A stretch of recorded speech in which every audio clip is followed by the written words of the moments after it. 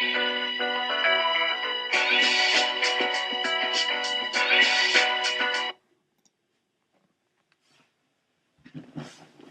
you guys, you just heard a part of the Jason Bourne theme song, and that's because for today's movie review, I'm going to be telling you about the new fifth Jason Bourne film, just called Jason Bourne.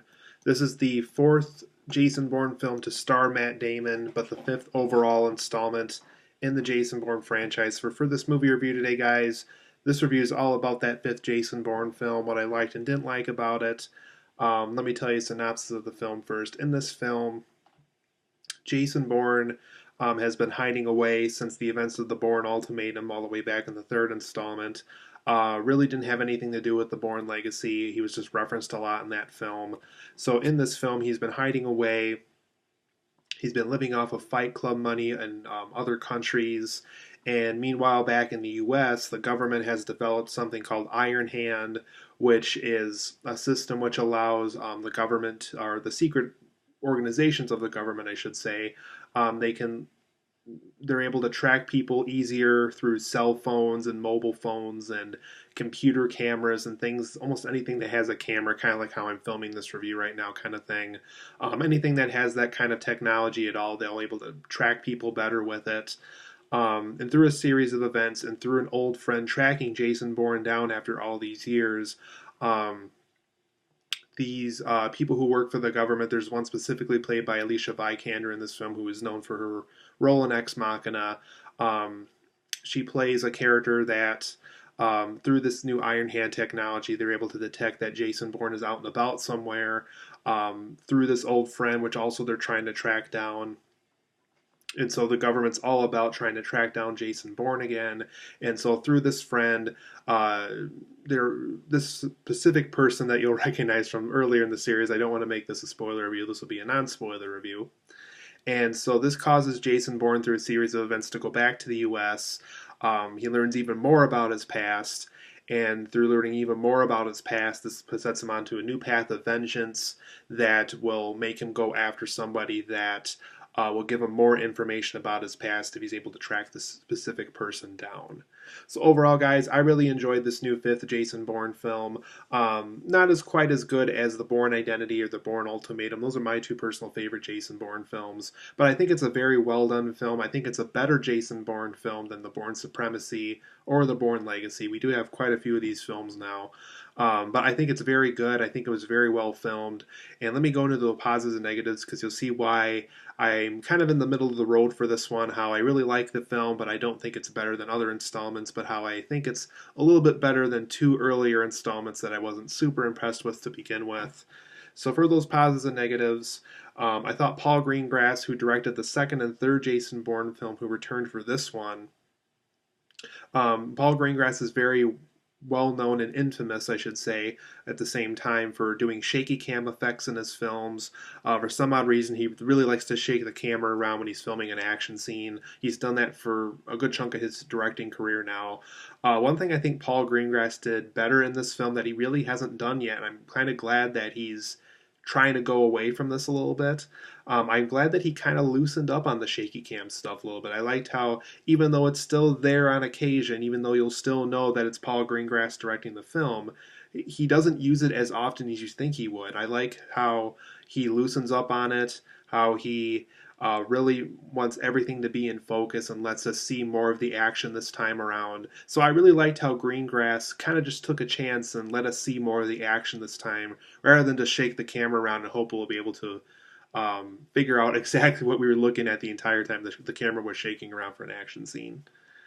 Another positive I have with the film is we got to learn more about Jason Bourne. It's not just a little, oh, well, he was in this or he did this. It really is something that's really connected to his past, and how you can really see why it would set him off to go back to the U.S. and to do the things that he does throughout the movie.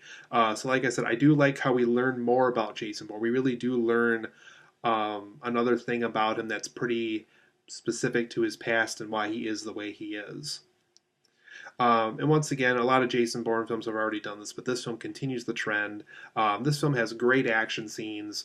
Like I said, Paul Greengrass does loosen up a little bit on the shaky cam, so they're easier to watch this time. They're a little more comfortable to watch, I should say. So just really well filmed action scenes. There's actually some pretty incredible stunts they were able to pull off in this film.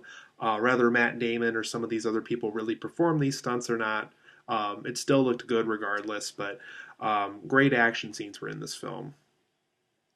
And like I mentioned earlier, I do think this new Jason Bourne film, just called Jason Bourne, is better than the Bourne Supremacy and the Bourne Legacy. I think that's the two installments that this film has done a better job with than those films.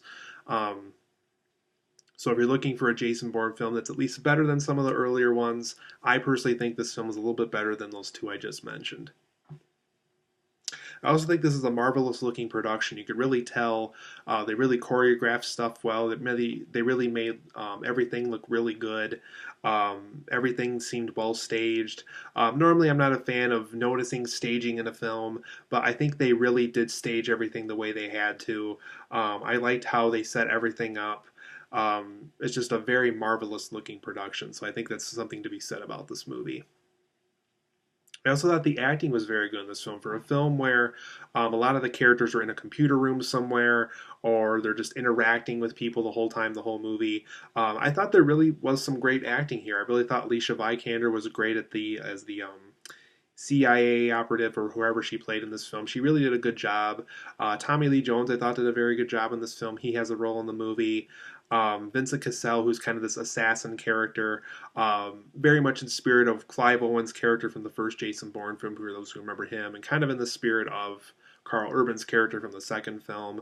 I also thought he did a great job in this movie. So acting wise, Greengrass really directed his actors pretty well, and the actors as a result, and the actresses, which Alicia Vikander and Julia Stiles, gave performances in this film as well. So. For the negatives of this film, I thought the villains this time around, kind of a weird criticism with the movie. The villains felt kind of friendly this time. They kind of, in the earlier installments, they really made it hard for Jason Bourne to succeed in certain scenes. In this film, they just kind of let him go in some parts. There's some scenes where another character's threatening another character. If you tell Jason Bourne this, we're going to kill you and all this other stuff. And then the character just tells Jason Bourne exactly what he was just warned 8 times earlier in the movie not to do. So to me, I thought the villains were a little too friendly this time. Don't know why the writing in this film did that. I personally prefer a film where Jason Bourne's challenged against the people that he's up against. This time around, they felt a little too friendly. Another negative I have with the film is I really think The Bourne Identity and The Bourne Ultimatum, which is the first and the third film in the franchise, I thought were more powerful installments. I thought both of those films did more with Jason Bourne. The action was even better in those films. They did more with the story.